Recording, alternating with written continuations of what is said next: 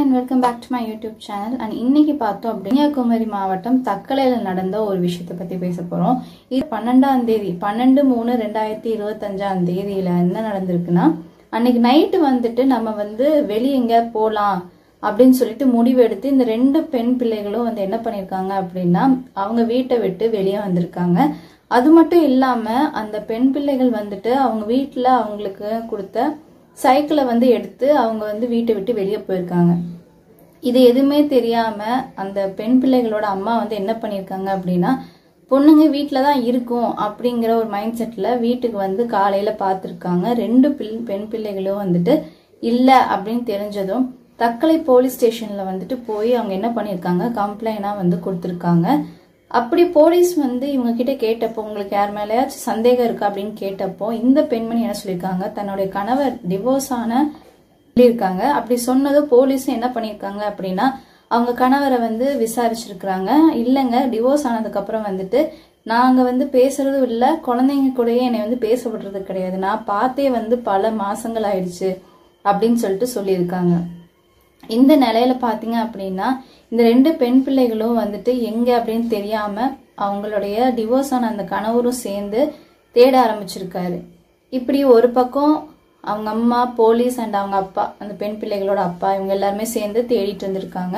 அப்படி தேடிட்டு இருந்தப்ப பாத்தீங்க அப்படின்னா, ஒரு சில கடைகள்ல இருக்கக்கூடிய சிசிடிவி ஃபோட்டேஜஸ் இவங்க இந்த பெண் பிள்ளைகளோட அப்பா பார்த்துருக்காரு. அதுல செக் பண்ணப்போ இந்த மாதிரி அவங்க ரெண்டு பெண் பிள்ளைகளும் என்ன பண்ணிருக்காங்கன்னா, சைக்கிள்ல வந்திருக்காங்க அப்படிங்கறதும், ஒரு நபர் பைக்ல இந்த ரெண்டு பெண் பிள்ளைகளை ஏத்திட்டு போயிருக்காங்க அப்படிங்கறதும் பதிவாயிருக்கு.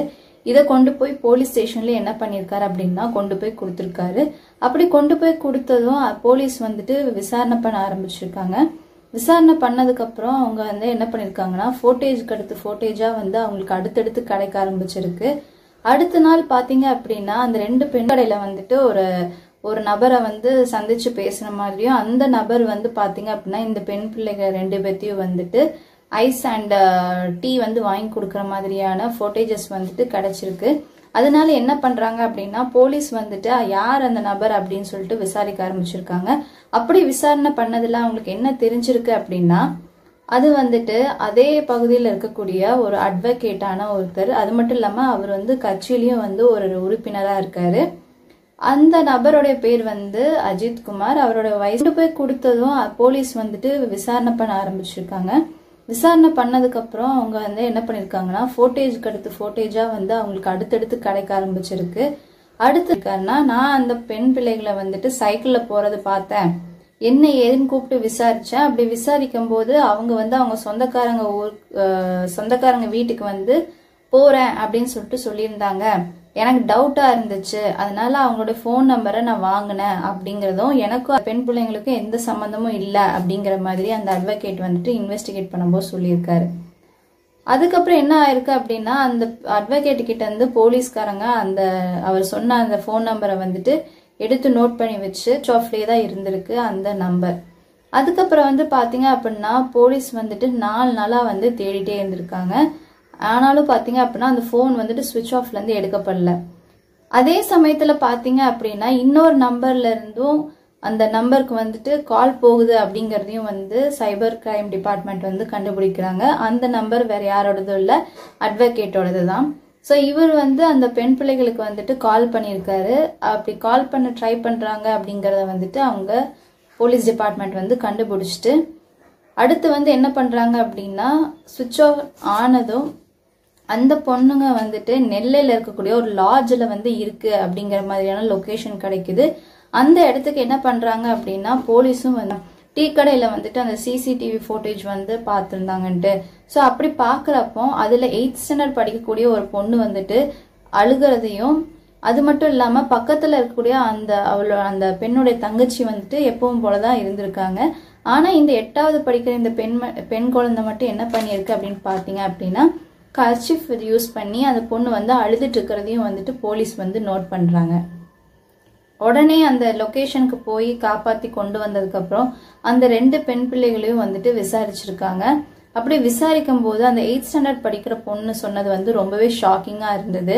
அது என்ன அப்படின்னா, நானும் என் தங்கச்சியும் எங்கேயுமே போனது கிடையாது. எங்க அம்மா எங்களை தனியா வீட்லயே விட்டுட்டு போயிடுவாங்க. இந்த தனிமையும் வெளியே எங்கேயும் போகாதனாலே எங்களுக்கு வந்துட்டு பாத்தீங்க அப்படின்னா ரொம்ப ஸ்ட்ரெஸ்ஸா இருந்துச்சு. அதனால வீட்டுல இருந்த 10,000 ரூபாயும் நாங்க எங்களோட பேக்ஸையும் எடுத்துட்டு தெரிஞ்ச இடத்துக்கு போகலாம், நம்ம சுத்தி பார்க்கலாம், ரிலேட்டிவ்ஸ் வீட்டுக்கு போகலாம் அப்படின்னு சொல்லிட்டு நாங்க முடிவெடுத்தோம். அதனால சைக்கிள்ல நாங்க வந்து பயணம் பண்ணிட்டு இருந்தோம்.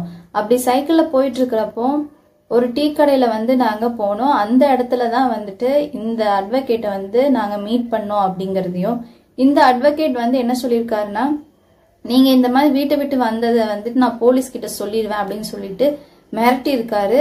ஸோ அது மட்டும் இல்லாம ரொம்ப பயப்படுத்தினதுனால இந்த 2 பிள்ளைகளும் வந்துட்டு கட்டாயப்படுத்தி அவருடைய வண்டியில வந்து இந்த அட்வொகேட் வந்து ஏத்திட்டு போயிருக்காரு. அது மட்டும் இல்லாம அவருடைய அலுவலகத்துல வச்சு இந்த 6th ஸ்டாண்டர்ட் படிக்கிற பொண்ணை வந்துட்டு இன்னொரு ரூம்லயும் 8th ஸ்டாண்டர்ட் படிக்கிற ரூமை வந்து இன்னொரு ரூம்லயும் வச்சுட்டு அவர் என்ன பண்ணிருக்காரு அப்படின்னா, அந்த 8th ஸ்டாண்டர்ட் படிக்கிற பொண்ணை வந்துட்டு பலவந்தமா வந்து பயமுறுத்தி அந்த பொண்ணை வந்துட்டு ரேப் பண்ணிருக்காங்க. ஸோ அப்படி ரேப் பண்ணதுனால அந்த பொண்ணால அந்த குழந்தைனால என்ன பண்ண முடியல அப்படின்னு பாத்தீங்கன்னா, தான் தங்கச்சி கிட்ட இந்த மாதிரி நடந்துச்சு அப்படிங்கறதையும் சொல்ல முடியல. அண்ட் அந்த பொண்ணுக்கும் வந்துட்டு என்ன பண்றது அப்படிங்கறதுக்கான ஒரு விஷயமும் வந்து புரியாம அந்த பொண்ணு வந்து அழுதுட்டு இருந்திருக்கு. அப்ப இந்த அட்வொகேட் வந்து என்ன சொல்லியிருக்காரு, அந்த குழந்தைகிட்ட என்ன சொல்லியிருக்காரு அப்படின்னா, இப்படி நடந்ததை வந்துட்டு நீ வெளியே சொல்லக்கூடாது, அப்படி சொன்ன அப்படின்னா நான் என்ன பண்ணுவேன்னு தெரியாது அப்படின்னு சொல்லிட்டு த்ரெட்டன் பண்ணியிருக்காங்க. ஸோ அதுக்கு பயந்துட்டே இந்த குழந்தை வந்து என்ன பண்ணிருக்கு அப்படின்னா சரின்னு சொல்லிட்டு வந்திருக்காங்க. அதுக்கப்புறம் தான் இந்த டீ ஷாப்ல வந்து நடந்த அந்த ஃபோட்டேஜ் சம்பவம் வந்து நடந்திருக்கு. அந்த பெண்ணை வந்து அவங்க 2 பேர்த்தையும் சமாதானப்படுத்துறதுக்காக, இது எதுவுமே வந்துட்டு வெளியே தெரியக்கூடாது அப்படிங்கிற ஒரு காரணத்துக்காக இந்த அட்வொகேட் என்ன பண்ணியிருக்காரு அப்படின்னா, குழந்தைங்களும் எங்களை இந்த மாதிரி நாங்க பஸ் ஏத்தி விட்டுட்டாங்க. அதுக்கப்புறம் நாங்க என்ன பண்ணோம் அப்படின்னா, அவங்க வந்து எங்கிட்ட சொன்னாங்க, அந்த அட்வொகேட் வந்து எங்கிட்ட சொன்னாங்க, இந்த மாதிரி நடந்தது யாருக்கிட்டையும் நீ சொல்லக்கூடாது, இப்ப நீங்க வீட்டுக்கு போக வேண்டாம், டைரக்டா நீங்க இப்ப என்ன பண்ணுங்க அப்படின்னா வீட்டுக்கு போகாம உங்களுக்கு தோணுற இடத்துக்கு நீங்க போயிட்டு அதுக்கப்புறம் வந்துட்டு நீங்க உங்க வீட்டுக்கு வந்து வாங்க அப்படி, ஆனா இந்த நேரத்துக்கு நீங்க வீட்டுக்கு போக வேண்டாம் அப்படின்னு சொல்லிட்டு சொல்லி இவர் என்ன பண்ணிருக்காரு அப்படின்னா, இந்த அட்வொகேட் வந்து பஸ் ஏத்தி விட்டுட்டாரு.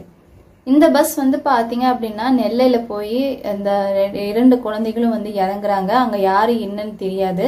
ஸோ அப்படி பாத்தீங்க அப்படின்னா அம்பாசமுத்திரத்துக்கிட்ட வந்து பாத்தீங்க அப்படின்னா ஒரு பர்சன் வந்து காரை நிறுத்தி நான் உங்களுக்கு ஹெல்ப் பண்றேன் அப்படின்னு சொல்லிட்டு இந்த 2 குழந்தைங்களையும் கூப்பிட்டுட்டு நெல்லையில இருக்கக்கூடிய ஒரு லாட்ஜ்ல வந்துட்டு இவங்களை வந்து கூட்டிட்டு போயிருக்காங்க. அங்க 5 பேர் வந்து என்ன பண்ணிருக்காங்க அப்படின்னா, இந்த 2 பெண் குழந்தைங்களையும் வந்துட்டு ரூம்ல போட்டு அடைச்சு வச்சிருந்திருக்காங்க. அந்த நேரத்துல சரியான நேரத்துல வந்து போலீஸ் வந்துட்டு அங்க போய் அவங்கள வந்து மீட் எடுத்துட்டு வந்திருக்காங்க. கொஞ்சம் நினைச்சு பாருங்க அந்த குழந்தைங்களோட நிலைமையும். அண்ட் அது மட்டும் இல்லாம அந்த பெற்றோர்களுடைய கவனக்குறைவுனால எவ்வளவு பெரிய ஒரு விஷயம் வந்து நடந்திருக்கு அப்படின்னு நமக்கு வந்து தெரிய வருது. எப்பவுமே சரி, நம்ம வந்துட்டு நம்ம குழந்தைங்களை பேரண்ட்ஸ் தான் வந்துட்டு சேஃபா வந்து பாத்துக்கணும். நீங்க அவங்க வந்துட்டு எதுவுமே இல்ல, எல்லா விஷயத்தையும் வந்து எல்லா குழந்தைங்களாலையும் வந்து எக்ஸ்போஸ் பண்ண முடியாது. பெற்றோர்கள் தான் அதை வந்து புரிஞ்சுக்க ட்ரை பண்ணணும். பேரண்ட்ஸ் பண்ண ஒரு பெரிய மிஸ்டேக் அந்த பெண் குழந்தைங்களை வந்து எந்த அளவுக்கு பாதிச்சிருக்கும் நினைச்சு பாருங்க. அவங்க மென்டலா வந்து எவ்வளோ விஷயத்த வந்து அவங்க ஃபேஸ் பண்ணிட்டு இருப்பாங்க அப்படின்னு சொல்லிட்டு. அது மட்டும் இல்லாம அந்த 8th ஸ்டாண்டர்ட் படிக்கிற பொண்ணுக்கு உடல் அளவுலயும் வந்து பாத்தீங்க அப்படின்னா அவ்வளோ ஒரு பாதிப்பு ஏற்பட்டிருக்கு. அந்த சட்டத்துல வந்து அவரை வந்து விசாரணை பண்ணி அரெஸ்ட் பண்ணி விசாரிச்சுட்டு கோர்ட்லயும் வந்துட்டு ஆஜர்படுத்துறாங்க. ஆனாலும் பாத்தீங்க அப்படின்னா இந்த 2 பெண் குழந்தைங்களோட மனநிலைமை நினைச்சு பாருங்க. அது மட்டும் இல்ல, எல்லா பெண் குழந்தைங்களா இருக்கட்டும், பெண்களாவே இருக்கட்டும், வெளியே போய் முன்ன பின்ன தெரியாதவங்க கிட்ட இருந்து அவங்க நல்லதாவே நினைச்சாலுமே அது வந்துட்டு ஏதோ ஒரு பாதிப்பு கொண்டு வருமோ அப்படிங்கிற ஒரு பயத்திலேயே தான் ஒரு பெண்ணை வந்துட்டு நகர்த்துமே தவிர்த்து அது வந்து சேஃப் அண்ட் செக்யூரா வந்து அவங்கள ஃபீல் பண்ணவே வைக்காது. ஸோ இந்த மாதிரி சம்பவங்கள் வந்துட்டு அவங்கள ஃபீல் பண்ணவே வைக்காது. ஸோ இந்த மாதிரி சம்பவங்கள் வந்துட்டு இனியும் நம்ம சமுதாயத்தில் வந்து நடக்கக்கூடாது. ஆல்ரெடி பல விஷயங்கள் நடந்துட்டு தான் இருக்கு. இதுக்கு வந்துட்டு என்ன ஒரு தீர்வாக இருக்கும் அப்படின்னா, தண்டனை வந்து கடுமையாக இருக்கணும். அப்போதான் வந்து இந்த மாதிரியான தவறுகளை வந்துட்டு நம்ம வந்து தவிர்க்க முடியும். எப்போ ஒரு விஷயம் நடந்ததுக்கப்புறம் இன்னொரு இடத்துக்கு போய் முன்ன பின்ன தெரியாத ஒருத்தங்க கிட்ட மாட்டி அதுக்கப்புறம் ஒரு 5 பேர்த்துக்கிட்ட மாட்டிருக்கு. அந்த 5 பேர் என்ன பிளான்ல அந்த 2 பெண் பிள்ளைகளையும் வந்துட்டு அந்த ரூம்ல போட்டு அடைச்சு வச்சாங்க அப்படிங்கறதும் நமக்கு தெரியாது. நினைச்சு பாருங்களேன், அந்த 5 பேருமே அந்த பிள்ளைங்களை வந்து ஏதாவது பண்ணியிருந்தா எவ்வளவு வந்துட்டு அந்த பெண் பிள்ளைங்க வந்துட்டு கஷ்டத்தை அனுபவிச்சிருக்கும். அண்ட் அவங்க எவ்வளவா வந்து மென்டல் ப்ரெஷரை வந்து தாங்கியிருக்க முடியுமா அப்படிங்கிறதே சந்தேகம் தான். ஏன்னா ரொம்ப சின்ன பெண் பிள்ளைங்கள். இந்த மாதிரியான விஷயங்களை வந்துட்டு நம்ம உடனே வந்துட்டு அதிகபட்ச தண்டனை கொடுத்தா மட்டும்தான் வந்துட்டு இந்த மாதிரியான தவறுகள்லாம் நம்ம சமுதாயத்துல நடக்காம பார்க்க முடியும். இல்ல கொஞ்ச நாள் ஜெயில இருந்துட்டு ஃபைன் கொடுத்துட்டு கிளம்பி வந்துடலாம் அப்படிங்கிற அந்த ஒரு மைண்ட் செட்லயே என்ன பண்ணுவாங்க அப்படின்னா மேலும் மேலும் இந்த மாதிரியான தவறுகள் வந்து பண்ணிட்டே தான் இருப்பாங்க. இவர் அட்வொகேட்டா ஒரு நீதி கேட்கக்கூடிய ஒரு நபர் வந்துட்டு நீதி இல்லாம ஒரு 2 குழந்தைங்களை வந்துட்டு இந்த மாதிரி பண்ணது அப்படிங்கறது வந்துட்டு உண்மையாலுமே கஷ்டமா இருக்கு. குழந்தை வந்து பாத்தீங்கன்னா 6th ஸ்டாண்டர்ட் படிக்கிற பொண்ணு ஒரு பொம்மையை வச்சுட்டு நிக்குது. அப்ப அந்த பொண்ணுக்கு என்ன தெரியும்? ஆனா அந்த மாதிரி ஒரு விஷயத்த வந்து அந்த குழந்தைக்கு பண்ணதுக்கு எப்படிதான் வந்து அந்த அட்வொகேட்டுக்கு மனசு வந்துச்சு அப்படிங்கறதே எனக்கு தெரியல. ஸோ இனிமேல் இந்த மாதிரியான விஷயங்கள் வராம இருக்கிறதுக்கு கவர்மெண்ட்டும் சரி சட்டமும் சரி கடுமையாக்கணும். அடுத்த வீடியோவில் சந்திக்கிறேன். Until then, bye from Annie.